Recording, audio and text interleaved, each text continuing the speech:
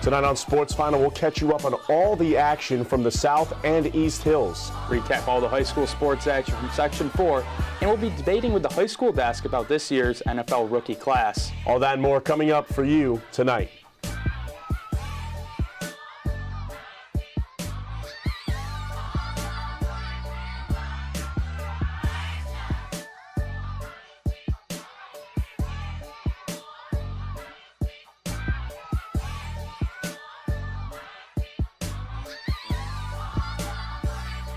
Hello and welcome to another episode of Sports Final. I'm Alex Hessig. And I'm John Sokoloff, and it was another exciting weekend of sports on the South and East Hill, Alex. Yeah, and it was a crazy week for Ithaca football, taking on Utica. You traveled there. Tell us what happened, John. Yeah, a lot of implications going on in these final weeks, and it was another out-of-conference matchup for the Bombers football team this weekend. They traveled to Utica to take on the Pioneers, who were 3-0 at home going into the game. Ithaca got the win 14-0 for their first shutout victory of the season. Last time they shut out a team was against Morrisville last year, 34-0. The Bombers got the running game going on a windy day at Ithaca. Senior Tristan Brown, 145 yards and a touchdown in the win. Isaiah DeHady got involved as well, looking to bounce back from his 3-touchdown game. He had a touchdown. And Ithaca has a few big weeks ahead. Next week, playing Union, and then ending their regular season, obviously, with the Cortica Jug. Now, Alex, if they want to win the Liberty League, they need to not only beat undefeated Union this week, but they need to hope that Union beats RPI the week after that, so then Ithaca will be crowned Liberty League champs because RPI beat Ithaca a couple weeks back. So that's what they're looking at, and then also, if they come in second place in that Liberty League, then they'll host a bowl game. Yeah, it's going to be fun to see all these playoff implications, some fun matchups coming up in the coming weeks. Now, we're going to turn the attention to some Ithaca soccer. Now, football's been on a roll, soccer not so much lately. Teams had a tough year in their inaugural Liberty League season. They traveled to Vassar to wrap up their season on Saturday. They entered that match with a record of 2-5-1 in conference play. So they were looking to take the season, to end the season on a high note. However, things didn't go well for the Bombers as they were shut out in a 1-0 loss. Starts Kevin Balliet scored the lone goal of the game in the 67th minute. Ithaca was only able to get one shot on goal all game. Freshman keeper Lee Folger made 3 saves for the Bombers. Ithaca ends their season 7-8-2, missing out in the Liberty League playoffs. And women's soccer was also in action this week to wrap up their season. On Wednesday, they welcomed RIT. They lost that game 1-0, but Vassar came and visited them on Saturday. And as you see here, watching the highlight, they were able to capture a 2-1 win. The second goal was huge. Really crazy goal, John, to be quite honest with you. So far out, stole it in the final minute of that. So they ended their season at 7-9. They missed out on the playoffs as well, but it's a good win for them. Yeah, also field hockey closed out their season too, Alex. This week they played against Brockport at home, and the Bombers just looking to end the season strong since they were out of the playoff race. Let's take a look at the highlights there for the Bombers from Higgins Stadium.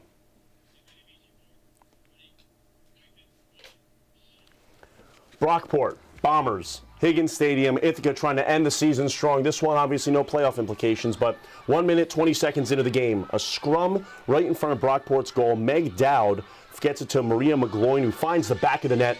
Bombers early 1-0 lead. 30 seconds later, Ithaca moving it downfield. The ball slips between the legs of Brockport. Meg Dowd puts it in the goal. She had a big day. More from her a little later. Bombers early 2-0 lead. Couple minutes later, Brooke Novello weaves her way through the defense, finds Meg Dowd for her second goal of the afternoon. Ithaca 3-0 lead. And then halfway through the first half, same score. Meg Dowd again, jockey's position, manages to knock the ball backwards into the net. 4-0 Bombers. Michelle Donahoe with the penalty stroke there, so it's a 5-0 lead at the half, Alex. They were all over the place. Second half now, Margot Tremaine with the fake shot and the pass to Caitlin Croglin, who shoots, scores. Now it's a 5-1 ball game, trying to make it interesting. And then less than 5 minutes later, Katie Croglin with the shot fake. Jennifer Kroos deflects it into the goal. That would cut the lead to 5-2, but IC would hold down the fort, win the game 6-2, Alex. And that's going to do it for us for this segment. So when we come back, we'll be talking some Cornell football and debating with the high school guys to take a look at the NFL rookies. But first, before we go, our own Jack Arpey was at senior day for the Bombers field hockey team. So let's see what he got from that day. It was senior day this Saturday on South Hill for the Ithaca College field hockey team as they faced off against the University of Brockport for the last and final game of the 2017 season. For seniors Michaela Donahue and Amanda Schell, it was the end of not just this season, but a 4-year journey that shaped their college career both on and off the field. It just gave me a lot of discipline and just the ability to collaborate with the team and just go towards a common goal. I think is really the most important thing that I took away from it, and then just battling through obstacles. Donahue stresses that her love of the game, as well as her love for the people she played it with, was what made it all worthwhile. Honestly, the love of being with who you're with, not just honestly, winning, losing really isn't that important. It's just as much as making the friends and having life memories. Schell agreed that while their success was a result of 4 years of hard work and dedication, their bond with their teammates was also a critical component of that success. I love my teammates, and we all really fought hard today on the field, and it's really, that's the hardest goodbye. It's not the sport, it's my teammates and who made it so great. Well, the stories today may have been those who were leaving the field. The Bombers also put on an excellent performance on the field, defeating Brockport 6-2, making their overall record 7 wins and 10 losses to close out the season. For ICTV Sports Final, I'm Jack Arpey. Thank you so much for that, Jack. And we're going to take a quick break. On the other side, we'll take a look at some Cornell football, and we'll go into our debate segment with the high school desk about the NFL rookie class. We'll be right back. But remember, check us out on social media, our Twitter handles, Facebook and Instagram at ICTV Sports Final. We'll be right back.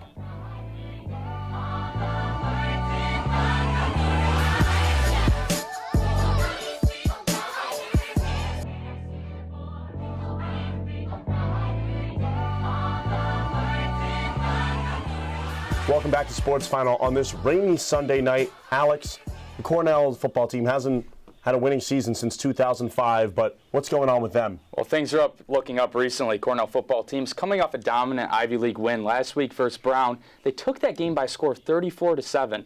The Big Red went into this week hoping to use that momentum to try and knock off another prominent Ivy League foe in Princeton. With a win, Cornell would jump into a tie for first place in the Ivy League. Let's take a look at the highlights. And Cornell Princeton, it's the Ivy League game of the week in Princeton, New Jersey.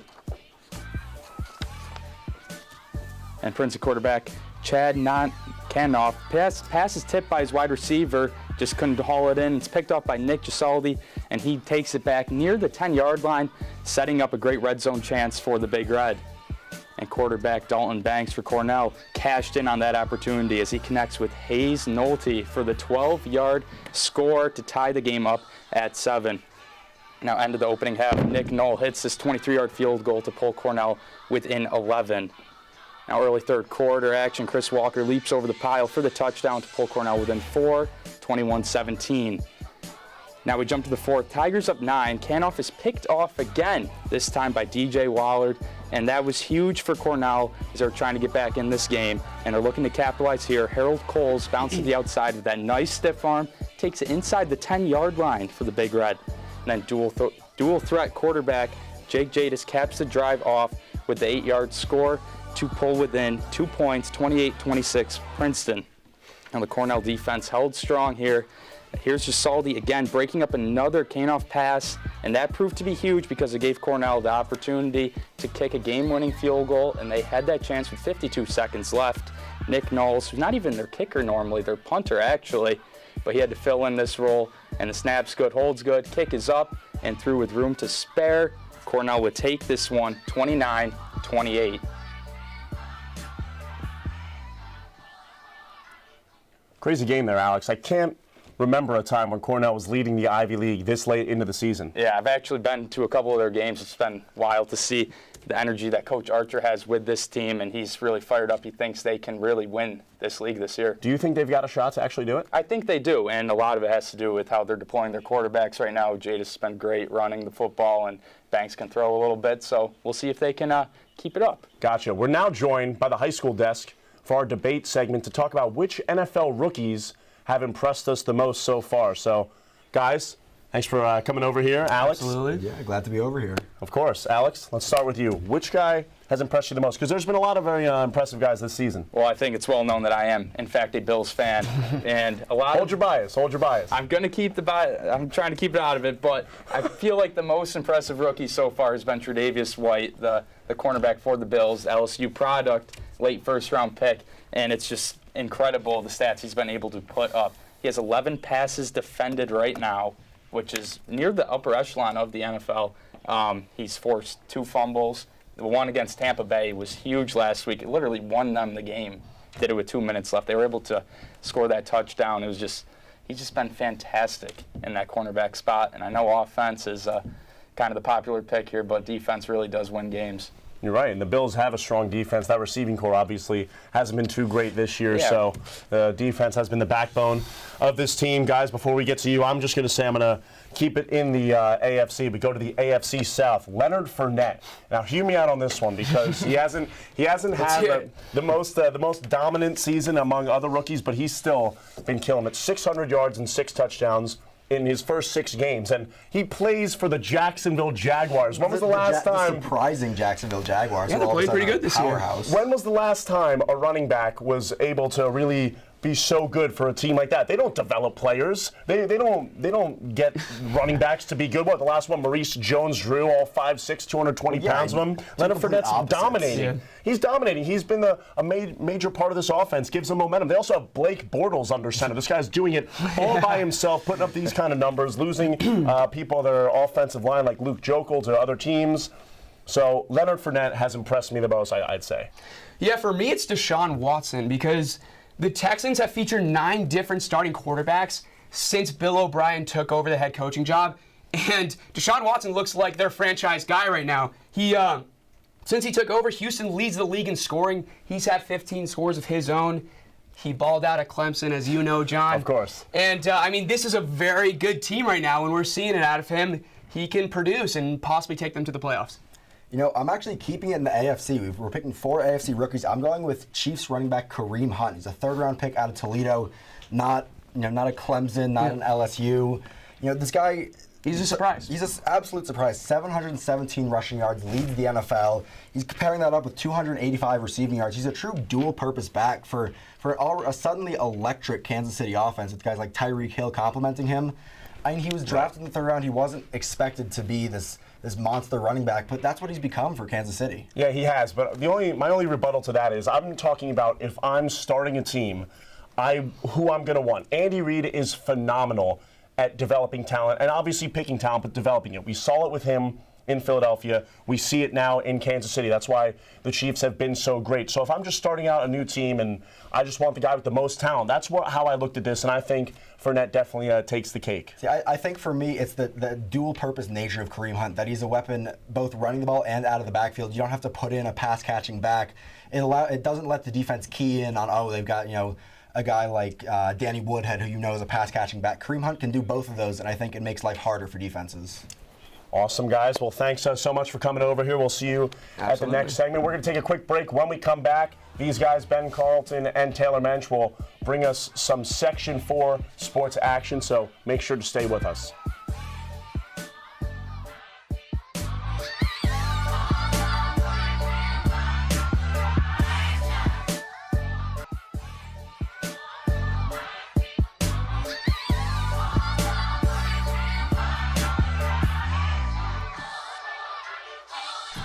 Welcome back to Sports File and welcome to the High School Desk.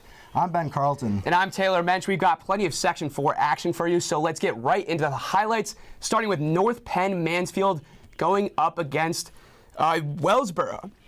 A big rivalry since 1962. Wellsboro looking to finish the regular season with a perfect record. Getting very spooky at the game there. First quarter, it was mostly the Mansfield defense making plays. Garrett David with the big wraparound tackle on Aiden Hauser, stopping that red-hot Wellsboro offense, but sometimes you can't contain greatness. Quinn Henry on the QB keep for the touchdown there. Hornets out to a quick 15-0 lead, but the Panthers respond. Brent Burley on the 3rd and long takes the screen down the sideline 66 yards and scores. Panthers pull within 8 now, but the game's basically done. Quinn Henry, watch this, goes deep to Alex Kuchetsky for a big pickup, and that throw is otherworldly. Final score 36-7. Now heading over to Waverly, where Waverly played the Seneca Indians, a big-time matchup. As both teams, they weren't playing for the playoffs, but they were playing for their seniors as it was senior days. 20-6, Wolverines were on top, but they coughed up the ball at the line of scrimmage, a huge break for Seneca as they gained possession. Indians starting to push into Wolverines territory, but they get stuffed there. Wolverines pressuring again. Quarterback Gavin Johnson with a nice slant pass to Chandler Whitmarsh as he goes to the house. Wolverines increase their lead 26-6, and by now it's pretty much over. Tight end Scott Woodring hands it off to Jake Bennett, who breaks a bunch of tackles and crashes into the end zone. Waverly taking the 34-6 win.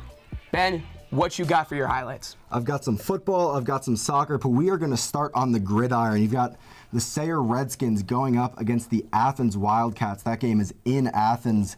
You know, honestly, the Athens Wildcats looking for their 6th straight win, so let's get right into the highlight here. You've got the Sayre Redskins marching up the field. This is Isaiah Firestein getting the handoff. He's going to pinball around through a couple defenders. He dives through for the first down, sets up good field position. A couple plays later, this is Corbin Brown slinging it to Ethan Miller, making life easy. That ball is placed absolutely perfectly. The Redskins get on the board first. On the next drive, the Wildcats looking to answer back. This is Zach Jane, 2 hands on the ball for security. He gets into the end zone. Zach Jane had quite a night. We'll see his final stat line later. It's pretty unbelievable. And somebody call SportsCenter for this one. This is Cage Carnwright going up and just mossing that poor defensive back. It's a top 10 play, but Athens kind of pulling away late. They're looking to chew some clock up. This is Nick Watkins taking the handoff. He gets outside. He beats his man to the corner, and Athens beats Sayre 42-13. Zach Jane, 335 yards and 4 touchdowns. Really a type of game that he's never going to forget, and I'm sure that the fans of that game are never going to forget it. But we're going to switch gears here, going over to what the rest of the world calls football. We call it soccer here. It's Elmira and Corning getting right back into it. The winner in this game goes on to the Class AA final, so let's check out the highlights. Like I said, the Hawks taking on the Elmira Express.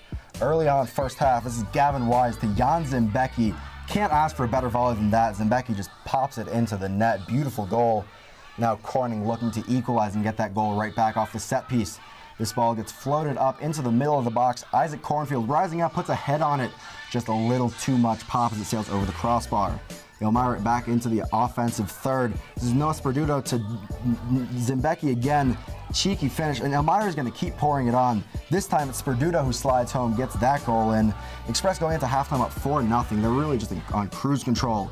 Corning not going down without a fight though. They draw the penalty. Isaac Cornfield finishes that one going low. It's still 4-1. However, the Corning comeback would just not quite be enough. Elmira wins that one 5-3, and Elmira will take on the Ithaca Little Red in the Class AA final. So, it's that time. We got boom, we got bust. I did the boom last week, so Taylor, who you got? Yeah, I mean, I think first we're going to cut to a little package. Oh, you're completely right. A space there. So, normally we're the ones doing the high school action, but actually our very own John Sokolov had a chance to sit down with a very special high school talent in the area out of Lansing High School. John, take it away. Lansing High School's running back Joe Miller-Labar has had a special season. It was topped off with his monstrous performance against Watkins Glen Odessa Montour last week, where he had 250 all-purpose yards and 4 touchdowns in the team's 34-14 win. Take me through that game. Start off early. My first 2 touches, I had a touchdown each time. Our line blocked real well. You know, my job's not hard when they're blocking good. I can just hit the hole and just keep running. Once I'm in the backfield, I get through the line. I can cut well. I can see the space, and it was mostly on them. I think, on the offensive side of the ball, he's just kind of somebody that's, not afraid to go get the ball when it's up there. He, like I said, he takes good angles, but at the same time, he's persistent. He's not really going to back down from any challenge out there, and at the same time, I don't think he's ever going to be deterred from getting what he wants. The Bobcats season is coming to an end in a few short weeks, but Miller-Labar isn't done just yet as he sees football in his near future. You're definitely looking at playing at the next level, right? Yeah, I'm looking for that. Excited.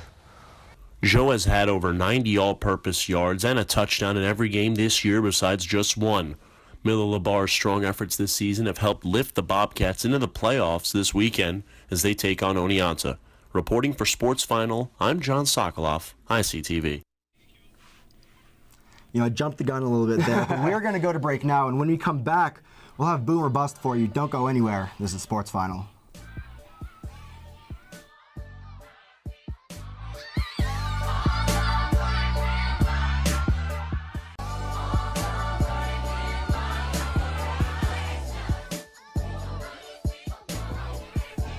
What is up? We are back with this week's segment of Boom or Bust, and I will start things off. My boom this week is Notre Dame football. These guys are 7-1 on the season, and they came up with a huge win last night against NC State. The Fighting Irish have won their last 6 games and have been moving up the national polls each week. Notre Dame has sped all the way up to number 3 on ESPN's college football power rankings, which means if they keep winning, they have a great chance of making the college football playoff in January. Keep in mind their only loss was to Georgia, who's now the 2nd-ranked team in the nation. Come playoff time, things are going to get really freaking interesting. Ben, what's your bust? My bust this week is the Houston Astros closer Ken Giles. He's really had a rough postseason in the ALDS in Game 4. And it was the clinching game. He ended up giving up a run, ended up not mattering. In the ALCS Game 4, again, there might be a trend here. Game 4 against the Yankees, he came in with a lead. This is the game that the Yankees had that thrilling 6-4 comeback. Game 4 was not kind to him. It was a 4-3 lead, and he just collapsed. The Yankees tagged him for 3 hits, 2 runs, and only recorded 1 out in the World Series. Giles was just getting rocked. Now, in the World Series last night, it was more of the same. He's in 7 games this postseason. He's allowed runs in 6 of those. It's not what you want from a closer if you're an Astros fan. It was an easy decision to make Ken Giles my bust for this week. Thanks, guys. Got to love the Boomer Bust segment. One thing I love more is the top 5. So, John, why don't you take us through the top 5 from this week? Of course, Alex. It was definitely a great week in Ithaca sports. Number 5, North Penn Mansfield taking on Wellsboro. Like Taylor said before, big rivalry since '62. Quinn Henry on the QB keep, breaks through the North Penn defense for 6. That was his 100th career touchdown. Number 4, the Waverly Wolverines hosting the Seneca Indians. Quarterback Gavin Johnson with an absolute dime on this slant pass. He finds Chandler Whitmarsh, takes it to the house, a beautiful cut move to get to that far sideline. Wolverines increase their lead 26-6. Over to women's soccer, IC against Vassar. Ithaca senior Kendall Sorella steps up, beautifully puts this penalty shot right past the keeper. Ithaca able to tie up the game with only 10 minutes left to play. More from this one in a bit. Exciting finish, but now number 2, back to some high school football action. Athens taking on Sarah. Beautiful bomb to Cage Carnwright. A catch falling on his back shoulder. Huge 30-yard gain there. The catch was a very good one, and they would be able to run away from the game after that. Now back to IC women's soccer versus Vassar and some late game heroics. Senior Shannon McMillan winds up, takes a shot from just over half, floats it over the keeper into the back of the net. Ithaca wins 2-1, finishes the season 7-9. Alex, that was a insane shot there. Yeah, that last goal was incredible. That'll just about do it for us tonight. Thanks for tuning in. We'd like to thank our sponsor, the Bees Knees British Imports, and be sure to check us out next week, same time, same place. Have a good night.